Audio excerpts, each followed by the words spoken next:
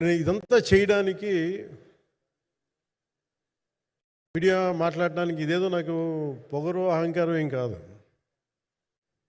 Cinema గురించి నాకు చెప్పుకోవడం ఎబ్బెట్టుకోవడం, ఏం మాట్లాడాలో తెలియక చెప్తే ఎక్కువైపోద్దా చెప్తే తక్కువ అయిపోద్దా అని. కానీ ఈ పర్టికులర్ ప్రెస్ మీట్ ఎందుకు పెట్టానంటే ఏం రత్నం గారి కోసం పెట్టాను. అంటే సినిమా బతకాలి అంటే ఈవినింగ్ ఆడియో ఫంక్షన్ పెట్టుకొని మళ్ళీ ప్రెస్ మీట్ దేనికంటే మళ్ళీ నాకు మీతో ఇంటరాక్ట్ అయ్యే అవసరం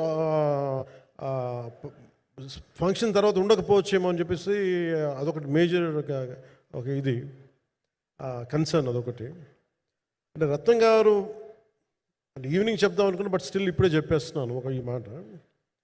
త్రివిక్రమ్ గారు రాసిన ఒక డైలాగు అజ్ఞాతవాసిలో, ఒక చిన్నపాటి సౌకర్యం కోసం ఇక్కడ మీరు కూర్చున్న ఒక చిన్నపాటి కుర్చీ కోసం ఒక యుద్ధమే చేయాల్సి వస్తుంది. అలాంటిది ఒక సినిమాని చేయడం అంటే ఎన్నిసార్లు మినీ యుద్ధాలు చేయాలి, ఆర్థికంగా కావచ్చు, క్రియేటివ్గా కావచ్చు, వీటన్నిటికీ సంబంధించి. అలాంటిది నేను ఎప్పుడు కూడా సినిమాల్లోకి రాకముందు ఏం రత్నం గారు లాంటి వ్యక్తి నా ప్రొడ్యూసర్ అయితే బాగుండు అనుకున్నాను.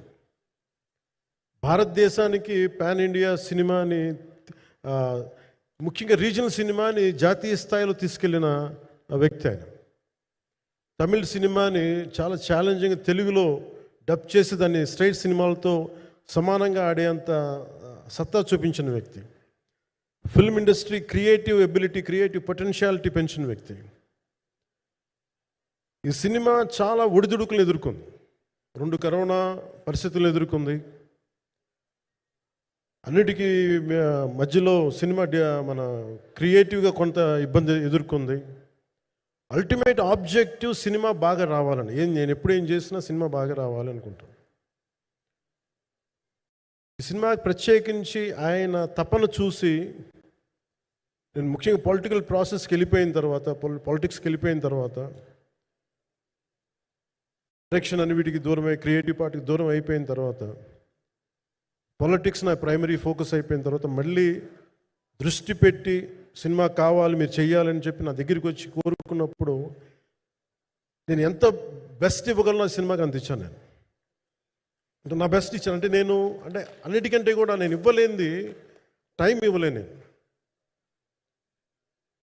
నేను. కానీ అలాంటి పరిస్థితుల్లో ఒక క్లైమాక్స్కి దాదాపు 57 రోజులు షూట్ చేయాల్సి వచ్చింది. మండు టెండ బాగా, ఇట్స్ కైండ్ ఆఫ్ ఒక మిడ్ మే అంటే చాలా పిచ్చి ఎండ అన్నమాట. అలాంటి ఎండల్లో చాలా కాలం తర్వాత నాకు మార్షల్ ఆర్ట్స్, నేను ఎప్పుడో నేర్చుకున్న మార్షల్ ఆర్ట్స్, ఒక ఎస్క్రీమా కానీ, ఊషు కానీ, నేను నేర్చుకున్న సెల్ఫ్ డిఫెన్స్ టెక్నిక్స్ కానీ, యుఎస్లో నేను ఒక వర్క్షాప్ చేసిన జీత్ కండో ఇవి కానీ, ఇవన్నీ ఈ సినిమాకి నాకు పనికి వచ్చినాయి. నాకు వీళ్ళతో డిఫరెంట్ కొరియోగ్రాఫర్స్తో కూర్చొని ప్రత్యేకించి క్లైమాక్స్ పార్ట్ ఇది అందరికీ ఇన్స్పైర్ చేసింది. మన స్థూలంగా చెప్పాలి అంటే, ఒక క్లుప్తంగా చెప్పాలి అంటే, ఈ సినిమాకి ఇదే ఆయువు పట్టింది. ఈ ఫస్ట్ పార్ట్కి ఎక్కడో కొల్లూరు నుంచి, మన కృష్ణానది తీరం కొల్లూరు, విజయవాడ సమీపంలో ఉన్న కొల్లూరు ప్రాంతం నుంచి దొరికిన ఒక కోహినూరు వజ్రం నుంచి అది ఎటు మన గోల్కొండ రాజుల దాకా వచ్చింది, మన హైదరాబాద్ సుల్తాన్ల దాకా ఎలా వచ్చింది, దీని ట్రావెల్ ఇటు వెళ్ళింది. ఇవన్నీ జరిగినప్పుడు దీని నేపథ్యంలో జరిగే కథ ఇది.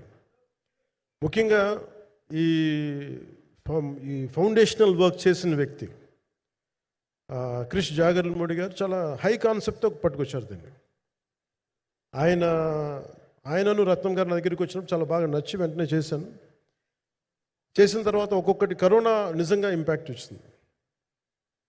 అంటే ఎలా ఉండదంటే, ఎంత హార్డ్గా ఉండదంటే ఇండస్ట్రీ, అది ఎవరిని తప్పు పట్టలేము. ఒకప్పుడు ఆయన వెంట చుట్టిన నిర్మాతలు, ఆయన వెంట తిరిగిన డిస్ట్రిబ్యూటర్స్, హీరోస్, అందరికి అలాంటి వాళ్ళకి ఒక నిర్మాతగా ఆయన తపన పడుతుంటే నాకు అంటే ఆయన కోసం ఖుషి తీస్తున్నప్పుడు కానీ ఆయనతోటి ఎంత సౌకర్యం ఇచ్చారంటే, అసలు మాకు 1 month ముందు ప్రీ ప్రొడక్షన్ అయిపోయి నాకు అంత సౌకర్యాన్ని ఇచ్చారు. నేను కంపోజ్ చేసిన యాక్షన్ సీక్వెన్సెస్ కానీ ఫైట్స్ కానీ ఖుషీకి నాకు ఆల్రెడీ ఒక 1 month 1.5 month థియేటర్ నాకు ఇచ్చేసి మన సురేష్ ఎఫెక్ట్స్ థియేటర్ మొత్తం ఇచ్చి నాకు అంత లగ్జరీ ఇచ్చిన వ్యక్తి ఆయన నలిగిపోతుంటే నాకు నిజంగా చాలా బాధేస్తుంది. ఒకసారి it is not about money, it's not about success, it's about standing by hmm you trust, who stood for the people, who stood for the industry. నాకు ఎందుకు ఇది మీతో పంచుకోవాలనిపించింది. సినిమా ఎంత విజయం ఇది నాకు నిజంగా తెలియదు.